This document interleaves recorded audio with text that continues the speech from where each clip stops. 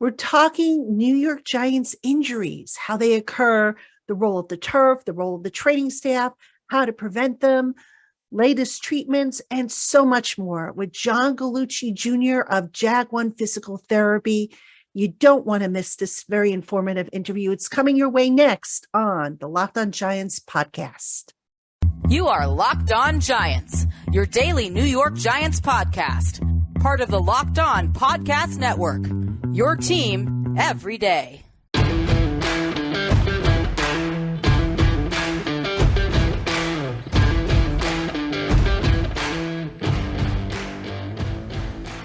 Today's episode of the LockedOn Giants podcast is brought to you by LinkedIn Jobs.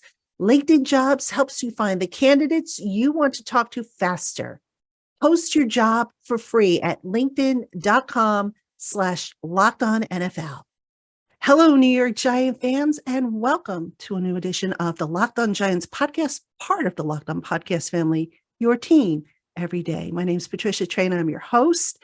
And as I've been promising you for, I think, going back to last week, we are lucky to have with us an injury expert on the program. He's actually a specialist in rehab, knows a lot about some of the injuries. The Giants, of course, being the second most injured team in the NFL, according to man games lost. So I'd like to welcome in John Gallucci Jr. He is the CEO of JAG-One, JAG-One Physical Therapy, which is one of the fastest growing physical and occupational therapy practices. They offer rehab to patients and sports teams in over 110 different locations throughout the Northeast. He's a fellow New Yorker, like I am, a fellow Italian. So all the more excited to talk to him. But most importantly, hopefully he's going to be able to provide some insight into some of these injuries that just keep popping up for the Giants. John, thank you so much for joining me. I'm really excited to talk to you today. Thank you so much. I appreciate the opportunity to be with you and your audience. Well, hopefully you can, there's no answer to injuries. They're going to happen, but hopefully we can get a better understanding of what goes into some of these injuries, how they can be prevented, and what's being done to advance, science, because science is always changing. So, John, let's kick things off by talking about some of the common denominators that you have seen during the course of your practice in soft tissue injuries. We hear with the Giants, the calf injury right now is like the injury du jour, if you will. There's groin injuries, there's ankle sprains and stuff like that. Is there a common denominator in terms of these injuries and how they're occurring? So when you look at soft tissue injuries, there's different denominators that will incur the risk of the fatigue of the muscle, of the dehydration of the muscle, and ultimately the muscle either straining and or tearing. And people have to realize, just like everyday folks, not just professional athletes, it's important that everybody each and every day is appropriately hydrated, making sure people appropriately warm up before activity, cool down and stretch after activity, make sure that your musculoskeletal system is ready for the demands of the activity that you're doing. So when you look at any athlete at any level, you can't just go from doing nothing in a sedentary component or dehydrated component and fatigue the tissue and ultimately cause a strain or a tear. The second thing that's very, very important that the audience should know, and it's unbelievably important, is everybody could strain a muscle, and there's a lot of a fatigue factor, which we like to call in the physical therapy and athletic training world, the fatigue factor can be from an overuse. So too much too soon or too much over a long period of time causes soft tissue injuries. The other thing is a sport of football. Realize contusions of soft tissue are very, very common. Most people forget football is a collision sport. So getting a contusion in a muscle basically is the same concept that the muscle will get tight. We don't really call it a tear or a strain, but we do call that inflammatory process has to decrease so the elasticity of the tissue comes back, the function of the joints above and below the muscle work within full range of motion, and ultimately the opportunity of normal functionality and activity comes back. And a lot of people miss that, especially in football. So in other words, a player gets knocked into and maybe he has a bruise, which I believe is what a contusion is, and that is not detected because the player doesn't complain about it or whatever, and suddenly that contusion can lead to something more. Well, think about any of us in the heat of the game, right? You might be playing basketball, football, soccer. You have a collision because they're all contact sports, hockey, contact sports. But you're in the game, you're pumped, you're ready to go. The adrenaline's going, and you really don't think about that collision so bad. Then the next morning you wake up and you get out of bed and realize that your quadricep is in so much pain, that which is right above your knee, you're in so much pain, and you're like, oh my God, what happened? And then you remember that collision. And then all of a sudden you start to limp. You don't use your knee in the right range of motion. You don't use your hip in the right range of motion. All of a sudden you stop functioning normally, which actually makes it a longer rehab process. So ultimately, it's very, very important to understand that if you did get a contusion, treating it appropriately with the appropriate medical professional is important. But the most important thing is getting normal joint function. So when you look at professional athletes and you look at the New York Giants staff, think about how fortunate the Giants players are to have a staff like Ronnie Barnes, legendary athletic trainer, Lee Weiss, physical therapist, athletic trainer, Justin Marr, physical therapist, athletic trainer. They're probably the best staff out there in sports medicine based on research, evidence-based research, all headed by the chief medical officer, Scott Rodeo, who's one of the biggest researchers in musculoskeletal and orthopedic injuries throughout the world. So when you look at the New York Giants staff and you take a staff like that that's working with these players each and every day, those players are getting the best care possible. John, can you clarify the definition of a strain versus a sprain versus a tear? Absolutely. So a strain, most people have to understand, usually happens at the muscle belly. Usually happens that it is overtaxing the muscle, and there's three types of strains. It could be a first degree, second degree, or third degree. When we look at a first degree, and I'll use my fingers, musculoskeletal system works as a filament concept. So there's elasticity in the tissue. When you're looking at a strain, basically the muscle gets overtaxed and causes some bleeding in the area, and it's minor fiber strain or tear that happens. When you look at a secondary component, there truly is a tear of that filament component. And when you look at a third degree, it's a full tear. Usually a surgical intervention has to happen. So that's the easiest way to understand a strain. When we look at a sprain, it's very, very common that people confuse the two. Those are happening more at the ligaments, at the joint level. So when we look at strains, that's happening at a muscle level. Sprains are happening at the ligament level. And what happens if you look at your ankle and your knee, basically the ligaments have the same philosophy of the three levels, first degree, second degree, and third level. When you look at a true bruise or a contusion, what happens is that's an impact to the belly of the muscle that causes an inflammatory process, causes inflammation that stops that filament component. And that's when we have to focus on appropriate range of motion and basically bring back normal function.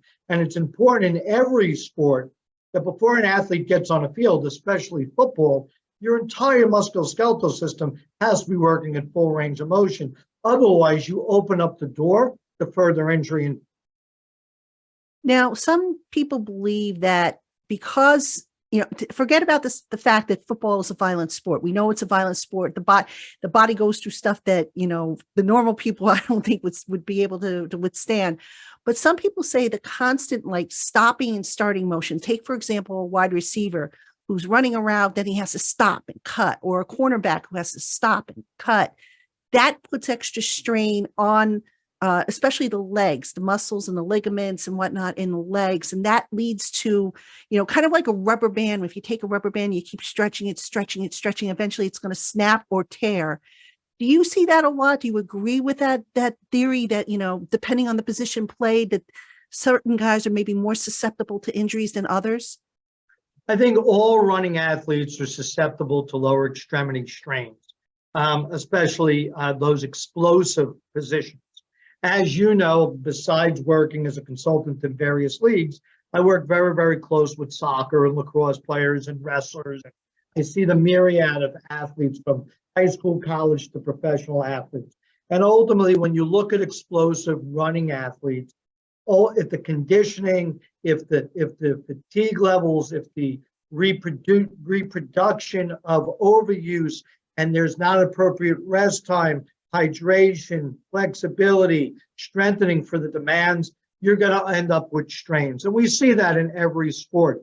You know, the most important thing is to see what the NFL has done, which has been awesome, and the Giants do it as well. It's those athletes that are on the sidelines that have to stay constantly moving and warmed up. When you go cold from the sideline to the field and then expect to explode, that's when that tightness of the muscle, when you try to open it up, doesn't happen. And we've seen in pro sports across the country that we're starting to see bicycles on the sidelines. You're seeing people do some runs and jogs before they're going in the game, because it's important to keep that musculature basically warmed up and ready to go. Now, I wish our weekend warriors would kind of take some advice from what they're seeing at the pro sidelines. Now, not everybody in a rec gym is going to be, or on the sideline of a pickup football game, is going to be able to roll out some bicycles, but we all can run around the field a few times. We can all do some simplistic stretching. So, you know, it's interesting. We should learn from what we're seeing the pros do, and will decrease overall strains dramatically, just based on hydration, an appropriate warm-up and stretching, and making sure you're ready for the demands. And the Giants staff, their strength and conditioning staff and their athletic training staff, work collaboratively to make sure their athletes are ready to go. But, you know, the anomaly is always going to happen. You don't know if the athlete got enough rest the night before. You don't go home with them. You don't know what's going on. You know, did they have a long drive that stiffened them up before practice? Did they warm up appropriately? They're working collaboratively with the athlete, but you don't know the outside parameters of what's going on that can cause a strain. What about the role that turf plays? You know, there's this big debate that MetLife Stadium's turf is just garbage and it should be thrown out, and that grass is better. I would think grass is better for, you know, if you're going to fall and be tackled to the ground. But does turf versus grass play any kind of a role in you know, soft tissue injuries? It's a great question. If we had this question 15, 20 years ago, I would tell you absolutely. If we see the way field turf is made nowadays and the surfaces that are being used all across America and actually the world when it pertains to any type of running surface, the evolution of technology has actually made it opportunistic, that it's safer. You know, definitely if you looked at a component of, if we went back 15, 20 years ago and it's the middle of the winter, December or January, you hit that grass, oh my God, it was like falling on cement. Right now, when you look at most of these fields with bases of sand and rubber and the synthetic grass, it's the opportunity. The other thing we've seen dramatically decrease are lacerations or simple abrasions, which are scratches and bleeding. We've seen much, much less of that caused by the turf itself. When it comes to injuries, and especially when you're coming to a wet surface versus a dry surface, most people forget when you run on wet grass, it's slippery. When you run on wet turf, it's slippery. It's an outdoor sport. And you have to understand, if it's raining or snowing, it's wet. It's going to be slippery. And that's where cleats come into play. Different ways and techniques they wear their shoes come into play. But I would absolutely say right now, what the New York Giants have at MetLife Stadium is very high level, advanced technological surface that everybody else has across the country. So I don't think there's any bearing of increased incident. But if we had the conversation 15, 20 years ago, I'd be right there, because if you can believe this, I used to treat at the old Giant Stadium, and I used to take care of athletes that were high-level soccer players, the Metro Stars and Red Bulls, and we saw an increase based on the poor technology. Technology has increased dramatically, so I would say no, there's no increase. Yeah, I remember the old Veterans Stadium. That used to be a carpet on top of concrete. Yeah, so I remember that. Well, if you go back to the original turf at Giant Stadium, it was carpet on top of, and that's 20, 25 years ago. This episode of the LockedOn Giants podcast is brought to you by LinkedIn Jobs. Small business owners, if you're looking for the right people to help your small business fire on all cylinders, check out LinkedIn Jobs. You can post a free job listing in minutes to reach the world's largest professional network of over 810 million people. Then add your job and the purple hiring hashtag frame to your profile to let everybody know that you're hiring. Over 40 million job seekers visit LinkedIn Jobs every week and are just waiting to find opportunities with employers like yours. With LinkedIn Jobs, simple tools like screening questions make it easy to figure out which candidates have the right skills and experience so that you can prioritize whom you'd like to interview and hire. It's why small businesses everywhere rank LinkedIn Jobs #1 in delivering quality candidate hires versus leading competitors. So post your job for free today at linkedin.com/LockedOnNFL. That's linkedin.com/LockedOnNFL to post your job for free. Terms and conditions apply.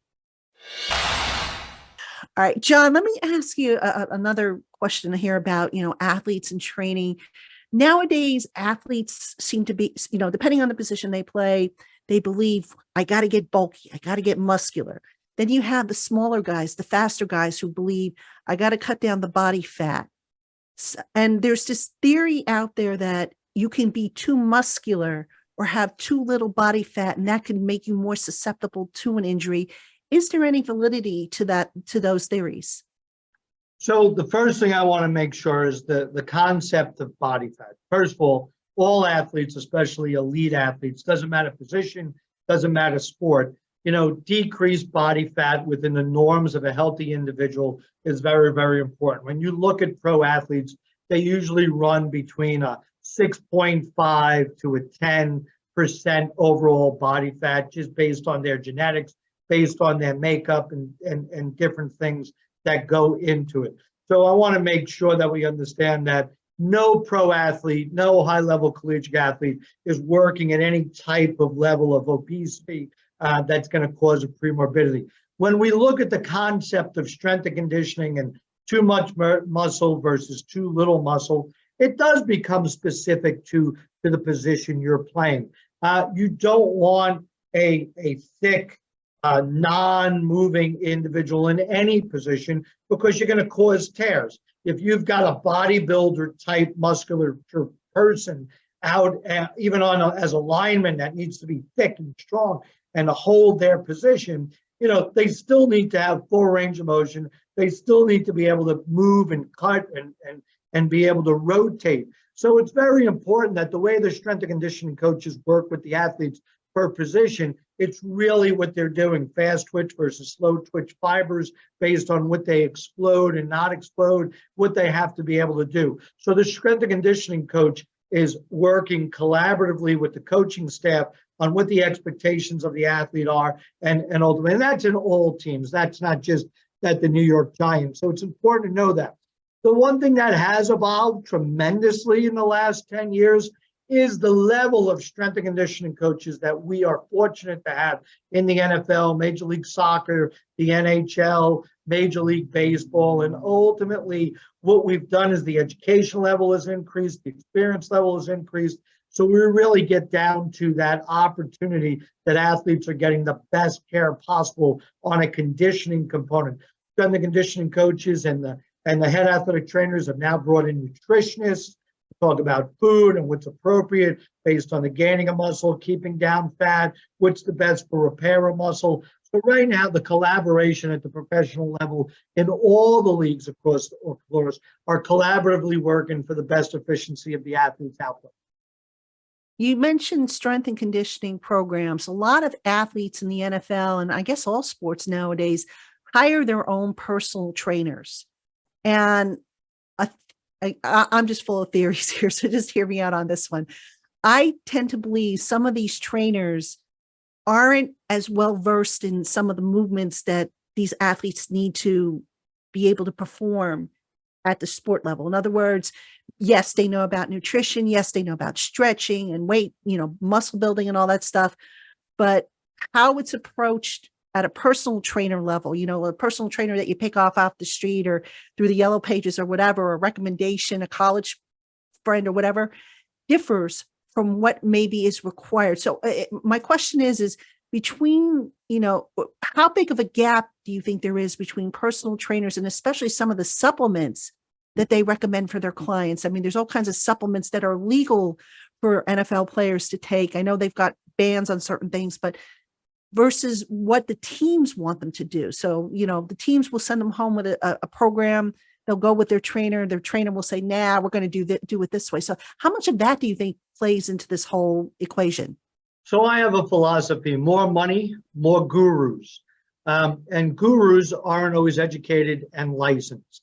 I think if you're a pro athlete and you've made it to the level of professional athletes, you need to take the guidance of the team and organization that you're with, because they're spending a lot of dollars to make sure you are the healthiest you could possibly be. Between their testing, their preseason physicals, testing throughout the year, postseason physicals, mini camps. So that team is invested to make sure you're getting the best possible care each and every day, from the strength and conditioning to the nutrition, to the athletic training staff, to the physical therapists. They're making sure they're invested in you and they're invested in your success and outcome. But everybody loves to have their special guru. But you got to make sure that that guru or that individual that you're talking to is as credentialed and understands that it's got to be a collaborative effort between the organization and your personal goals to attain. Listen, I've been working in pro sports for over 30 years. Everybody likes to say they have that person, but ultimately, if that person was truly at the highest level, wouldn't they be hired by one of the top teams in the country? So it's interesting, but let's switch that. Everybody likes that personalized experience. Everybody likes that one-on-one experience. When you walk into the locker room and you've got 4 strength and conditioning coaches or 6 strength and conditioning coaches taking care of 50 people, are you getting the one-on-one? Most teams, most organizations have kind of made agreements with the players that everybody's collaborating and having the conversations. On supplements, I've got to be honest with you, unless a team physician is integrated in the concept of any type of external supplement being taken by an athlete, the athletes just shouldn't be taking it. I know all the supplement companies may get mad at me, but the bottom line is you can gain a tremendous amount of good nutrition from appropriate meals and making sure you're eating correctly. And all these teams have hired nutritionists to work with you, and the nutritionist and the primary care physician are sending you for blood tests and urine analysis to see what your body may be missing, and ultimately adding a supplement or changing a diet in the appropriate way for you to gain that. So going to the local market and saying, oh, I need more of this, or going to local, I even tell that to lay people. Everybody wants to take the magic pill. There is no magic pill. It's all about working hard, eating right, sleeping well, and hydration. That's the magic pill. And I tell that to every athlete at every level. You mentioned strength and conditioning programs, and I believe not every strength and conditioning program is the same. Everybody has a different philosophy. Some people free weights, some people work with machines, and I think there's some other ways. Is there a good one, one that you would say is ideal for football, or is it just a matter of how the programs are structured in order to meet the needs of the athletes to avoid these injuries? A good strength and conditioning coach, no matter what level they're at, is going to use a collaborative program that's going to use selectorized equipment, which we call machines, free weights, functional movement, full range of motion movement. So if you're truly an educated strength and conditioning specialist that has been studying this for years, you understand that biomechanically, a full movement, a full biomechanical range of motion strengthening program is what's needed. And you're able to do that with a combination, and I like to call it's called cross training. You don't want to be too much of one versus too much of another. You want that collaborative component. Now, athletes nowadays, and I'm sure this happens in the Giants, like to give input on what works for them. And that's that collaborative agreement between the athlete and the strength and conditioning team and the sports medicine team to know what's working for the athlete to get the best result. But if you're going to a strength and conditioning coach and they're doing one specific way, you've got to understand that's probably not the person for you. Do they understand the position? Do they understand the sport? Do they understand the aerobic component, the anaerobic component, the goals of the position you're playing? And that's where the philosophy comes in that, and again, I hate to say this, that a guru usually specializes in one thing. We want a person that's global, to look at the athlete, assess the athlete, be able to tailor a program specifically for the athlete and the position they play. And when you look at the New York Giants or any NFL team, they have the staffs that are educated enough to do it, and they get it done. Yes, indeed. They don't get enough credit. A lot of people think that the training staff is actually the problem, when in fact it might be something else, It's causing great. the injuries. It's great to be, and I'm going to do this for all the football fans out there. It's great to be an armchair quarterback. But at the end of the day, the rigors of an everyday season in the NFL, let alone any professional sport, it's a long season. It's a taxing season. It's a moderation of hard and light. It's a component of cross training. And it's great to be sitting there with your bag of chips and your Coca-Cola and say, it's this team's strength and conditioning coach's fault that this is going on, or it's they can't get the athlete back. I mean, we could talk about ACL philosophies across the world, but ultimately, when you look at the ACL, there's evidence-based research that tells us the appropriate timelines for decreasing the risk of re-injury.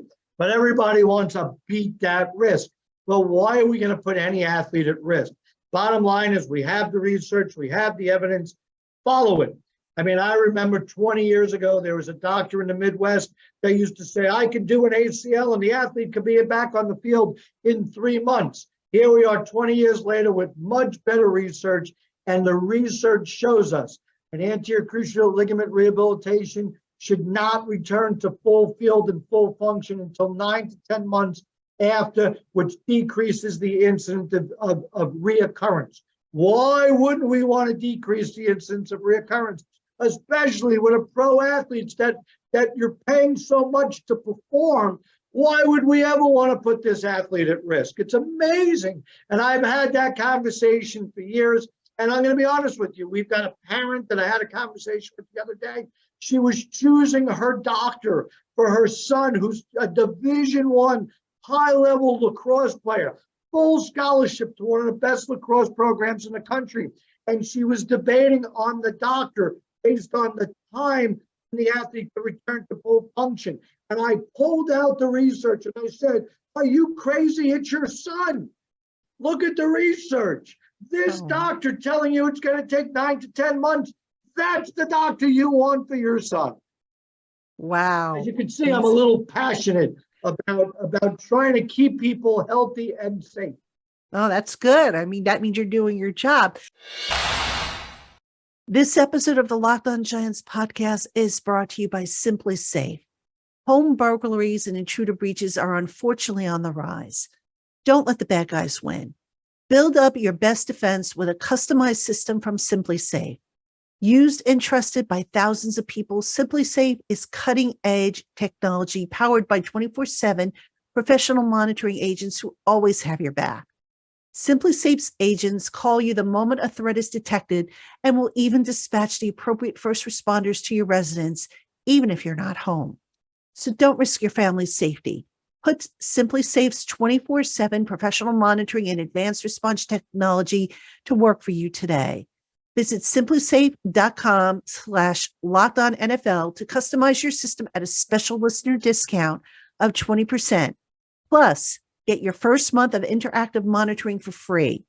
That's simplysafe.com/LockedOnNFL for your customized 20% discounted security system and free month of interactive monitoring. Hey, Giant fans, thank you so much for making the LockedOn Giants podcast your first listen today. For your second listen today, check out Locked On Sports Today. From the games that matter the most to the biggest stories in sports, go beyond that scoreboard and behind the scenes with local experts and insights only Locked On can provide. Locked On Sports Today, available on this app, YouTube, and wherever you get your podcasts. But you know what? I have to ask you this because it seems every year the Giants are amongst the most injured teams in the NFL. Is it, I mean, is there a reason for that? And again, I know football's a violent game, but why is it that some teams are able to stay healthier and the Giants have had trouble staying healthy? And do you have a philosophy on that? I think, listen, as I said in the beginning, the New York Giants has probably the best medical staff in the league. And ultimately, strength and conditioning over the last several years, I know they've had their changes. Coaching staffs, as we know, there's been changes, rigors and changes of practices and whose philosophy is this and whose philosophy of that. But again, listen, there's just that year or two that you happen to get the bug. I mean, the staff can't help violent collisions. The staff can't help an ankle getting rolled up in a tackle. The staff can't help someone getting, unfortunately, even though it's illegal, speared in the back. So, it's great to say that there's high injuries, but has anybody really looked at the statistics of what the injuries were caused by? And if it's from collision, well, every team has the positives and negatives of injuries. I've seen it my entire professional life working at pro sports. There's been times we've made a championship run and we were high on the injury list. But if you look at it, 60% of our injuries were caused by collisions. And that's just your athletes playing at a high level, high velocity, people run into each other, they hit the turf, whatever it may be. In Major League Soccer, it's hit the boards. In hockey, it's hit the boards. Injuries are going to happen in collision sports. That's it. Now, as we've seen in some of the baseball places where they've hired some gurus, and I'll pick on my baseball colleagues, don't hire a guru. Hire a well-rounded strength and conditioning coach that works collaboratively with the medical staff and works collaboratively for the best output for the entire athlete's health and well-being. All right, John, I want to talk a little bit about prevention, treatment, and whatnot. First off, we hear in football that the Giants and other teams as well use a GPS system. Can you explain to the audience what a GPS is and what it does?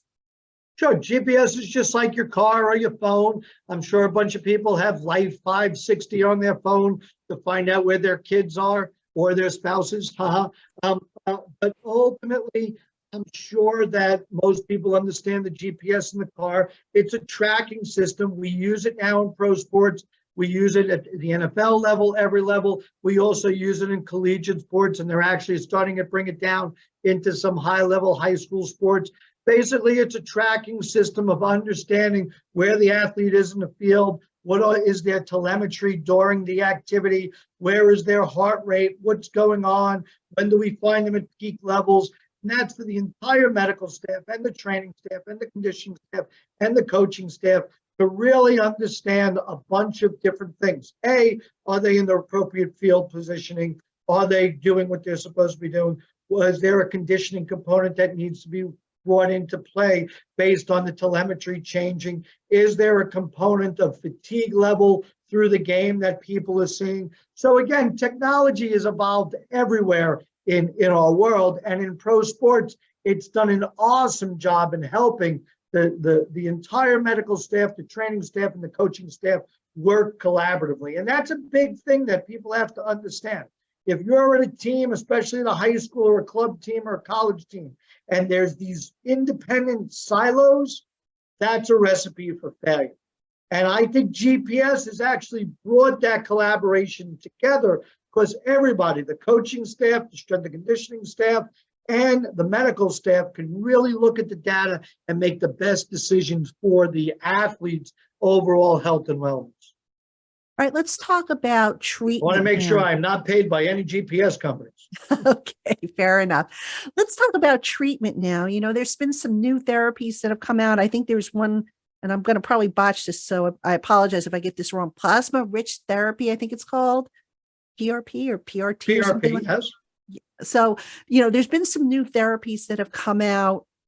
What can you just talk about some of these new therapies? And, because like you said, a lot of people, they want to get the athlete back on the field as quickly as possible. But, at some point, Mother Nature's got to do her job and the body's got to heal itself at its own rate. And everybody's different. So can you just talk about, finding the right balance, the right treatment? And I know it varies according to injury and degree of the injury, but what goes into the process of developing a treatment plan, as opposed, saying, okay, we need medical intervention, plasma rich therapy versus, oh, we're just going to rest and let that rehab?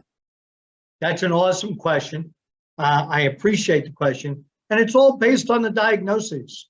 And when you look at the diagnosis, there's a place for PRP and there's not a place for PRP. There's a place for rest. There's a place for movement and function. There's a place for flexibility. There's a place for strength and conditioning.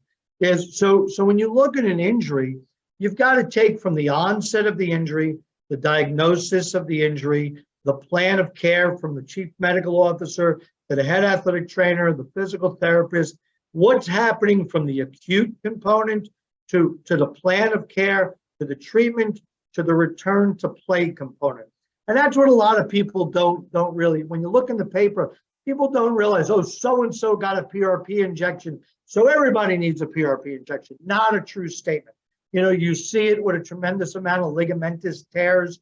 You see it with some soft tissue tears that PRP is utilized. You see it with surgical intervention. So not everybody needs a PRP injection. But what it is it's bringing good, healthy blood to the area that promotes healing. And again, I don't want to get that detailed in research with the audience because I know this isn't a medical school, but ultimately it's bringing a good agent of the body, of the person's own fluid and body plasma to an area to promote healing and maturation of healing. Ultimately, though, if you look at all of the athletic trainers and physical therapists, and I like to call them the toolbox, you have to be able to have a whole myriad of tools in your toolbox to treat everybody. People come from different backgrounds, cultural backgrounds. People come from different ways of eating, nutritional backgrounds. People come from different conditioning backgrounds, and people's body matrix are made up different based on genetics. So it's very, very important that any provider, let it be physical therapist or athletic trainer, understands we treat people. We're treating an individual, and we're working collaboratively with the training staff and the medical staff and the strength and conditioning staff to have the best outcome. So when you look at all these things, first of all, PRP has been around for over 20 years. Everybody thinks it's new because certain pro sports have used it, but it's been around for 20 years. People are getting PRP injections for years. There's other different caveats of things coming out.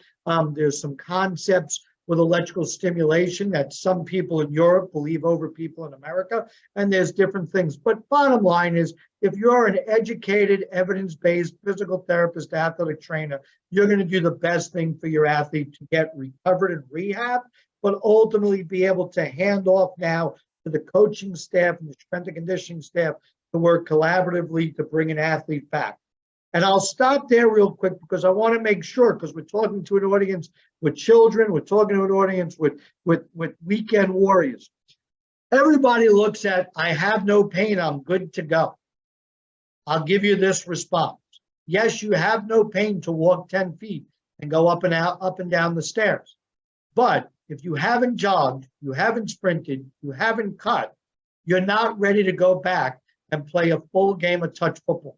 And that's what most people don't understand. So when they look at the lengths of time a football player is out, they don't realize the rehab may have taken this long, but then it's the preparation to get them full go back on the field. And that's where that collaboration of all the teams come in. And a good head coach, as the New York Giants have, works collaboratively each and every day with his medical staff, with his conditioning staff, and his coaching staff to have the best outcome for his athlete. And that's also why when a player comes off injured reserve, they have a 21-day window to evaluate, get that guy ramped up, if you will, do a little bit each day. Rome wasn't built in a day. Even though the injury happened in a snap, it's going to take time for the body to get healed up. Especially depending on how severe the injury is. I look at Nick Gates, for example. a guy who I absolutely admire because of what he's gone through. And plus he's a super nice guy, but the broken leg and how he came back from that. And, I was talking to him yesterday and I said, wow, you to have the patience that you had. And he goes, wasn't easy, but yeah, I learned to have patience with myself and my body. And a lot of people don't. Again, you got to have patience, especially at the highest level of sports. Absolutely. But we All right, have John, to have patience even as a weekend warrior, high school athlete, and collegiate athlete. I know that's a lesson I have to take into consideration since I have a bum ankle. But all right, John, before we wrap it up, is there anything else from the world of, therapy, treatment, or whatnot that we haven't touched upon that you think is important, or something that we might be seeing in the world of sports, specifically at the NFL level?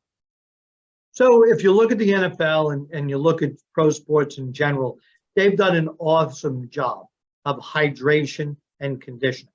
And what we don't recognize is our youth sports, our high school sports, our collegiate sports do a poor job of hydration. And we could mitigate so many strains of muscle tissue just by appropriate hydration and decreasing overall fatigue by good nutrition and hydration. And it's a lesson that we need to learn from the NFL, more specifically the New York Giants, that hydration and nutrition help decrease overall soft tissue injuries.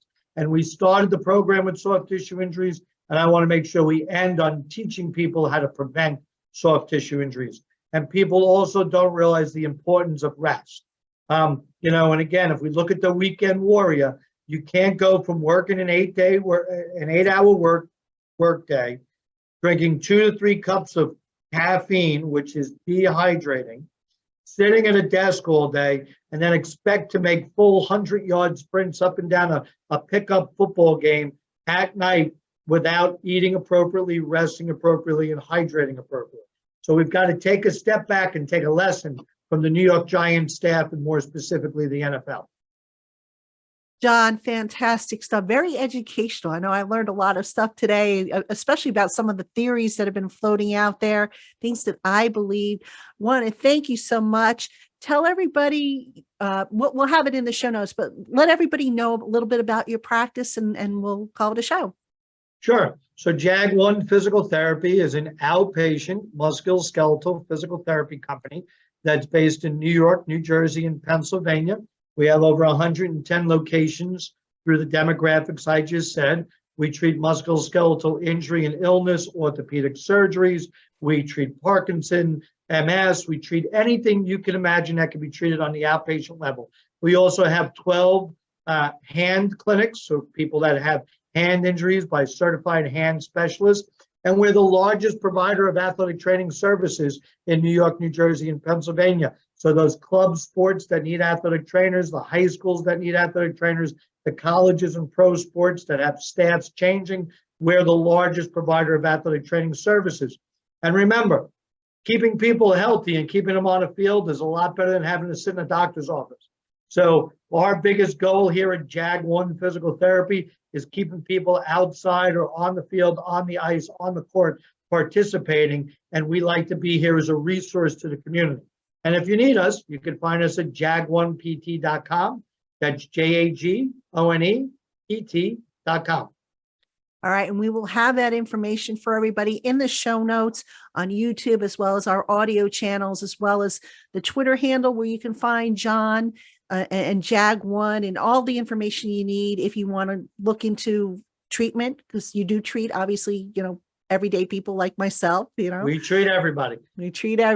Get everybody healthy. So you break it, we fix it. All right. I like that. John, thank you so much for coming on. Thank you so much for the information, and best of luck to you as you continue to grow your practice, your business, and educate people on the importance of hydration, rest, stretching, all that stuff necessary to keep everybody healthy. Thank you. I appreciate the opportunity. I look forward to connecting soon and maybe having another opportunity. Sounds good. Thank you. All right, Giant fans, that'll do it for us here on the LockedOn Giants podcast. Don't forget, we also have another edition of the show coming up, LockedOn Giants Live. Check us out tonight, 7:30 p.m. Trina, Tana, and Dog. You know the trio.